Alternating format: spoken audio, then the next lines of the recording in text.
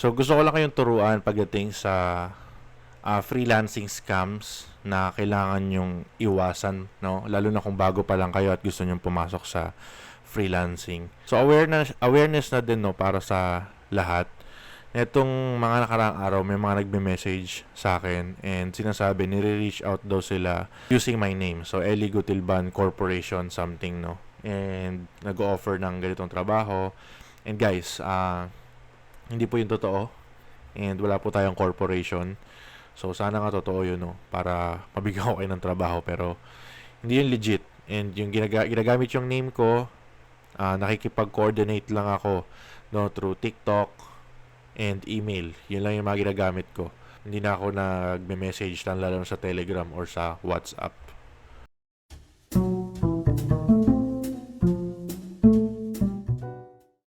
So ngayon, para sa video natin, ituturo ko sa inyo kung ano yung 10 freelancing scams that you should avoid. So ito yung mga kadalasang ginagawa ng mga taong mapagsamantala para maisahan kayo, makakuha ng something sa inyo, and not just monetarily, no, but your identity itself, your information, and napakahalaga nun. So ngayon, bibigyan ko kayo ng 10 scenario dito na baka ma-encounter nyo, and hopefully, no, hindi naman dahil sobrang hassle niya kapag isa kayo sa mga nabiktima. So number 1 is payment for work tools. So tandaan nyo, no, na ang legitimate na client, hindi siya nagpapabayad para sa mga work tools. Siya mismo ang nagpo-provide ng tools doon sa i-hire niyang freelancer.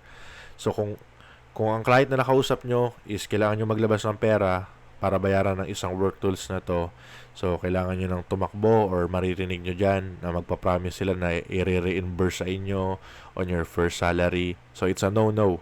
No, wag na wag kayong maglalabas ng pera. So sometimes they direct the freelancers to a fake website where their financial information is stolen.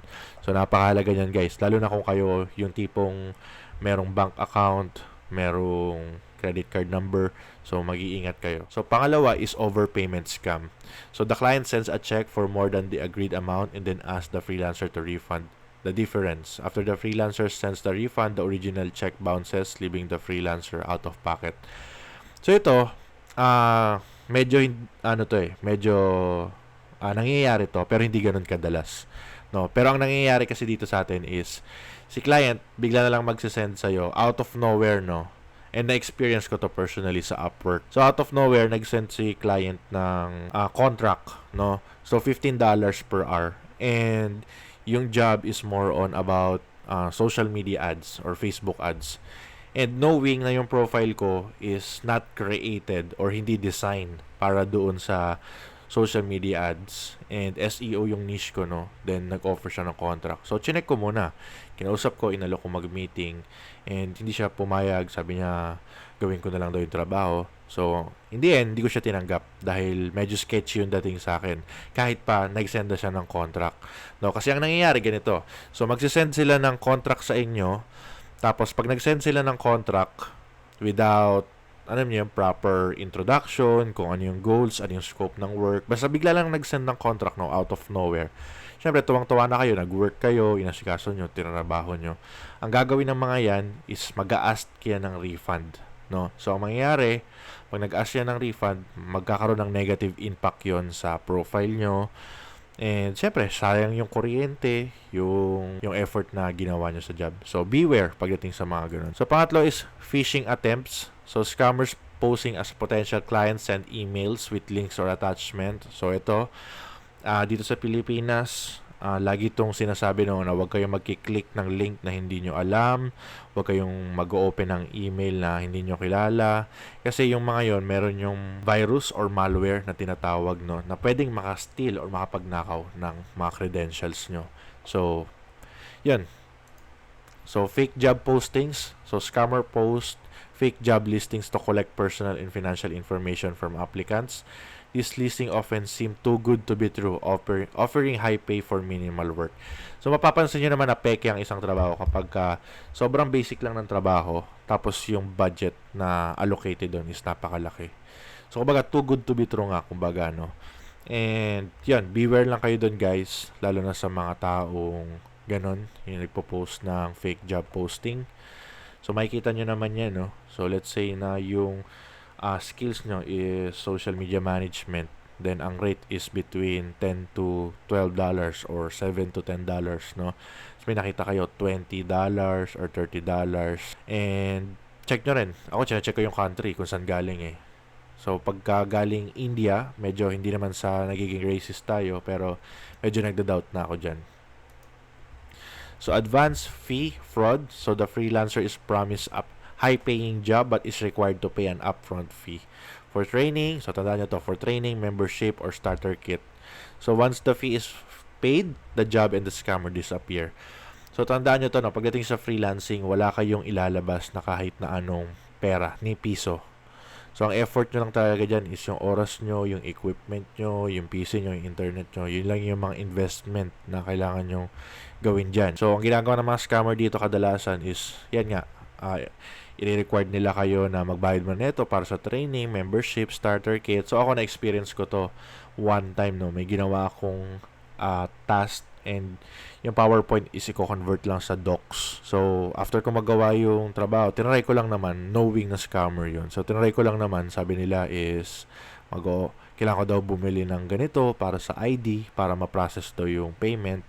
Then, hindi ko na nasikaso dahil yun yung isa sa mga scheme na alam kong gagawin nila. So, identity theft. So, ito ang kinikwento ko kanina, no? So, some scammers pose as clients and ask for extensive personal information. So, supposedly for contracts or payment purposes, which they use to steal the freelancer's identity. So, mag-ingat kayo, lalo na sa mga identity theft, ginagamit yung profile picture nyo, yung name nyo, yung details nyo para makapanloko ng iba. So, mahirap dito kapag ginamit yung name nyo para makapanloko sa iba. And kadalasan nangyayari to sa Facebook eh. Mga nagbebenta ng iPhone, ganyan. Tapos, kukunin yung identity ng iba. Then, ayun. Wala na dahil mukha naman legit, ganyan. So, syempre, makakapanloko sila. And sa freelancing naman, no, pagdating sa identity theft, is talamak din yan. So, mga iba, kukunin yung information nyo, then itatry sa kung anong bank meron kayo. So, be careful na lang, guys. So, work without a contract. So, mahalaga din to, no? Natandaan nyo, ang number one rule sa freelancing is bago magsimula ng trabaho, kailangan may kontrata. So, alam nyo naman na yan. So, test project scams. So, ito, minsan iwi-weigh mo rito eh, no? Kasi merong mga test project na okay naman, na legit naman, na tinitingnan na lang talaga, or more on assessment, no? And ako, ang say ko rito, kapag yung test project is masyadong malaki yung scope, halimbawa, it required me for like 2 to 3 hours to accomplish that specific test project. So, hindi ko na siya tinutuloy. And, ayun, kasi yun nga, feeling ko scam siya. Pero pag yung mga test project na like, kaya namang i-accomplish ng 30 minutes to 1 hour, so, okay lang yun. No? Minsan may mga client talaga na, baka mamaya yung client na yun is nabudol na pala dati ng fake it till you make it. Kumbaga may na-encounter na silang freelancer na kaya pero pagdating pala ng actual, hindi na magawa. So may mga ganyan. Kailangan nyo na talagang tignan. So unrealistic rates. So yun yung sinabi ko sa inyo. So kadalasan mga nalulure dito is yung mga taong walang experience, nagsisimula pa lang, walang idea sa freelancing. Kaya maganda mag-research muna kayo, no? Kung ano yung papasukin yung niche, ano yung papasukin yung skills, ano yung papasukin yung industry, kung magkano yung bigayan, kung magkano yung normal na offer, para nang sa ganon, hindi kayo mabudol sa mga unrealistic rates. So, syempre, pyramid schemes, so hindi yan mawawala dito sa atin. So, akala natin trabaho na, pero yun pala is ipapasok ka sa isang networking. And, so, hindi ko na-explain. Alam nyo naman kung paano nagwo-word ng pyramid scheme. So, more on invite to. So, pag napasok ka, kailangan mo mag-invite para kumita ka. So, basically, parang, yun nga, pyramid. The more na marami kang invite, the more na marami kang kikitain. And kayo, kung may experience ba kayo na scam kayo or sa tingin nyo red flag, so pwede nyo i-share sa baba sa comment section. Then, pag-usapan natin ang sa ganun, makatulong din sa mga ibang freelancer. So, yun lang guys, and see you sa susunod na video.